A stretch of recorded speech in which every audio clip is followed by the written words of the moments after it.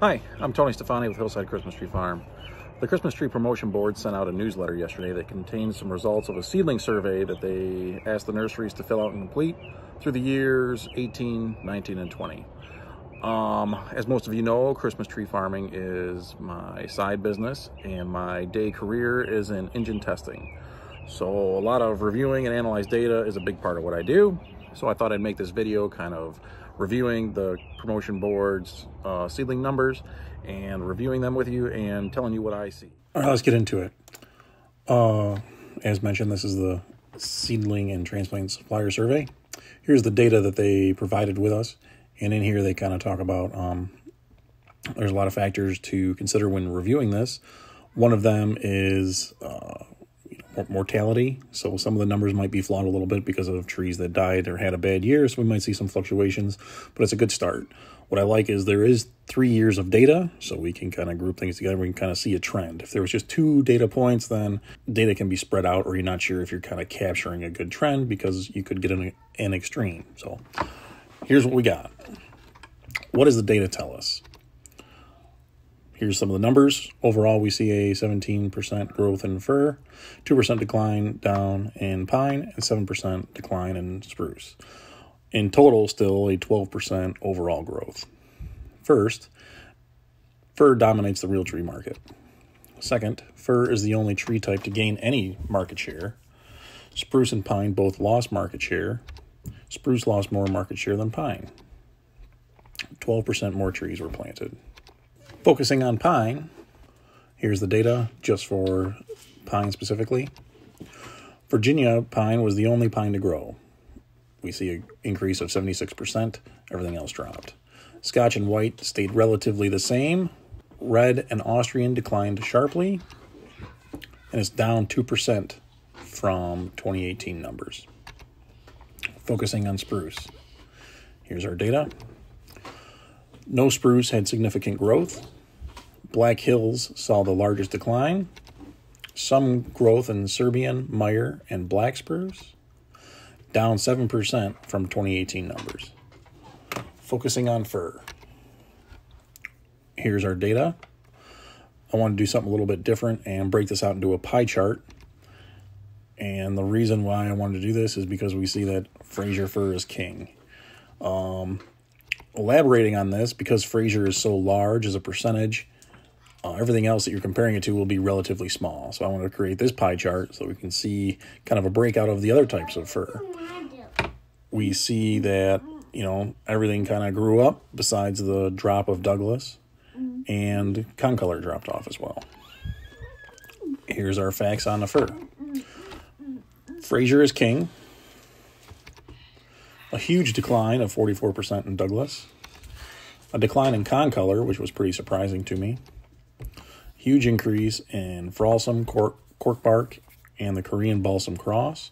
Note the 2019 numbers, so we did see an even bigger jump from 18 to 19, and then kind of a little bit pullback from 19 to 20. Large increases in Noble, Nordman, and Turkish. Steady increases in Canaan and Korean. Balsam and Grand are staying relatively flat. And an overall increase of 17%. Some things that this data told me that surprised me. Concolor fir declined. Concolor is one of the trees that my customers are asking specifically. They want that tree with the orange smell. So seeing that number kind of decline was pretty surprising to me. Noble fir has the market share that it does. Being from Michigan, Noble is a big tree out west, and just kind of shows what I know. Not as many grand fir sold. Again, I thought that grand fir was kind of the dominating market over on the west side of the country, so just a little surprising. Black Hill spruce declined. I was kind of surprised at that. That's one of our core spruce tree varieties, and I was surprised to see that drop. Only 12% trees were planted overall with the work the promotion board is doing and driving some of the production. This relatively flat number kind of could mean that there could be some shortages, or it's still in the same position that we're going to be in today. I kind of would have thought with the amount of new growers and everything that are kind of getting into this, that number would have been a little bit taller. but we'll see over the years how it changes. Virginia pine, the increase in Virginia pine that happened. Some things that didn't surprise me. The Douglas fir fell. Kind of just shows the changing market. You know, Douglas isn't a true fir. A lot of people want fir. I think that Douglas has weak branches and a lot of growing problems, so it could be a reason why they're dropping off. Pine and spruce lost the market share they did. That's not surprising. I think the market we see is people are wanting the fir. The increase in new fir varieties, I have my exotic area, and I think a lot of other people are trying new things, so that's not surprising. What does this mean for a grower? Well, as a grower, we have two options. First, we can play the shorts. When I say that, I mean we see that spruce, pine, and Douglas all dropped. That means that in 5 to 10 years, there could be shortages of this specific variety. And if you have them and supply is tight, then you can kind of command your prices. So that is something, an option for you to do, is to create the supply that other farms don't have.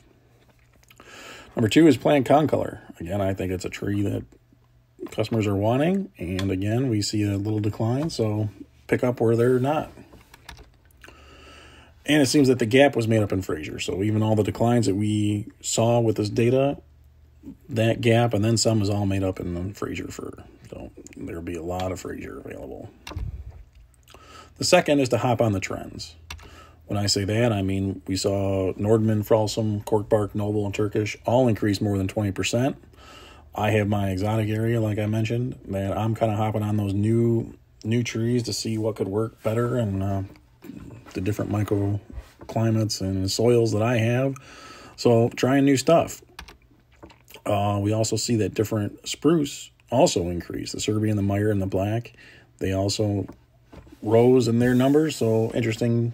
Again, I think the people want something different, something new. So plant different varieties, have a plan, and execute it.